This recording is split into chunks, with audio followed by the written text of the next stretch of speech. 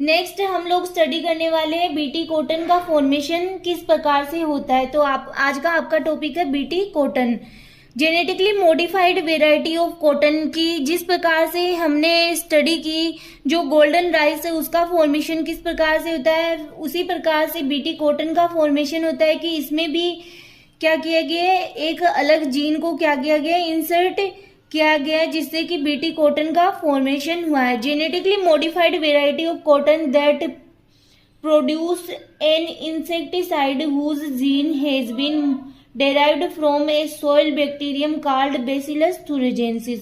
कि जो BT cotton है उसमें क्या किया गया है, किसी बैक्टीरिया के जीन इंसर्ट किए गए, जो बेसिलस थुरेजेंसिस है उसके जीन को एक्सट्रैक्ट करके फिर उसको क्लोन करवाया गया, फिर उसको कॉटन में ट्रांसफर किया गया।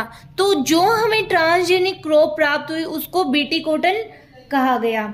फिर है insecticidal toxin, crystal CRY toxin,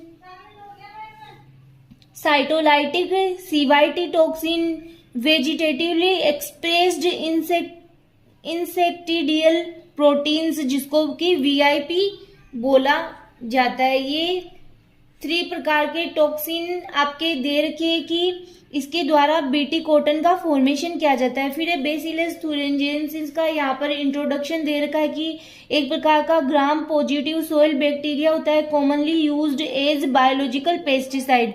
इसको बायोलॉजिकल पेस्टिसाइड क्यों बोला जाता है, क्योंकि जब हम इसको इस बीटी कॉटन को क्या करवाते हैं, जब इसको ग्रो करवाते हैं तो इस पेस्ट के प्रति ये क्या करता है, रेजिस्टेंट शो करता है। आपके cotton was one of the first crop to be genetically engineered. की कॉटन है वो पहली क्रॉप थी जिसको जेनेटिकली बनाया गया था।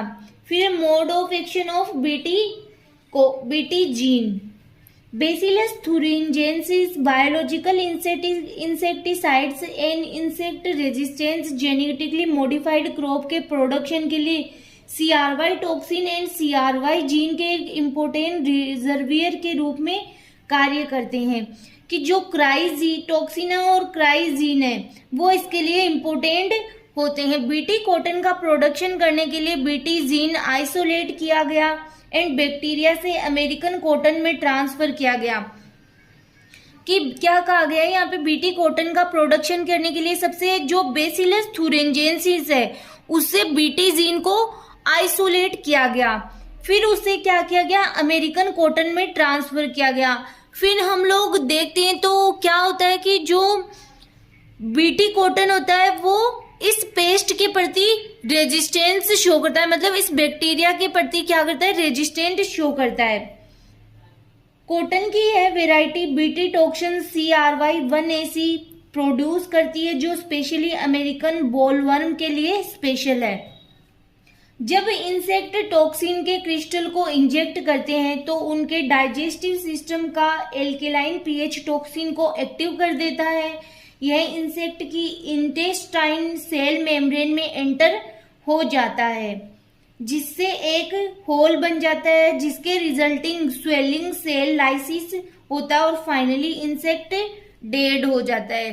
तो ये इस प्रकार इसकी प्रोसेस थी कि mode of action of BT gene.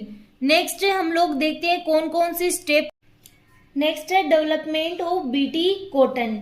Main steps for developing transgenic crops. कोई भी ट्रांसजेनिक क्रॉप का डेवलपमेंट होता है तो उसके लिए मेन स्टेप यही होती है कि ये 7 जो आपके स्टेप लिखी हुई है वो ये स्टेप यूज करके किसी भी ट्रांसजेनिक क्रॉप को प्रोड्यूस किया जाता है। सबसे पहले आइडेंटिफिकेशन ऑफ इफेक्टिव जीन, फिर है जीन ट्रांसफर, फिर है रीजनरेशन फ्रॉम प्रोटोप्लास्ट, केलस और टिश्यू, फिर है gene expression to the desired level, back cross to produce varieties, field test किया जाता है, अप्रूवल फॉर कॉमर्शियलाइजेशन। तो इसमें क्या किया जाता है, सबसे पहले इफेक्टिव जीन को पहचाना जाता है, फिर उस जीन को क्या किया जाता है, ट्रांसफर किया जाता है, फिर क्या किया जाता है, रीजनरेशन किया जाता है, जैसे प्रोटोप्लास्ट से करो, जैसे केलस से करो, जैसे टिश्यू से करो, फिर gene expression to the desired level पर क्या किया जाता है, जीन एक्सप्रेशन करवाया जाता है। फिर उनका क्या करवाया जाता है, बैक क्रॉस करवाया जाता है वेराइटीज को प्रोड्यूस करने के लिए। फिर उनको फील्ड टेस्ट के लिए भेजा जाता है। फिर उनको कॉमर्शियलाइजेशन के लिए अप्रूवमेंट लिया जाता है। आपके फिर है advantage of BT cotton. Crop द्वारा रिलीज किए गए टॉक्सिन के कारण बीटी कॉटन में पेस्ट के प्रति हाई रेजिस्टेंस होता है। टॉक्सिन एक्सप्रेशन का लेवल बहुत अधिक हो जाता है, जिससे पेस्ट को सफिशिएंट डोजेज मिल जाती है। टॉक्सिन का एक्सप्रेशन प्लांट्स सिस्टम के भीतर निहित होता है और इसलिए ओनली वे पेस्ट ही नष्ट होते हैं जो क्रॉप को ईट करते हैं। टिश्यू स्पेशल प्रोमोटर का यूज करके टॉक्सिन के एक्सप्रेशन को कंट्रोल किया जा सकता है और यह इन्वायरमेंट में सिस्टमेटिक पेस्टिसाइड के यूज को रिप्लेस करता है। तो ये थे आपके बीटी कॉटन का प्रोडक्शन। नेक्स्ट हम लोग पढ़ेंगे कि फ्लेवर शावर टोमेटो का प्रोडक्शन किस प्रकार से किया जाता है।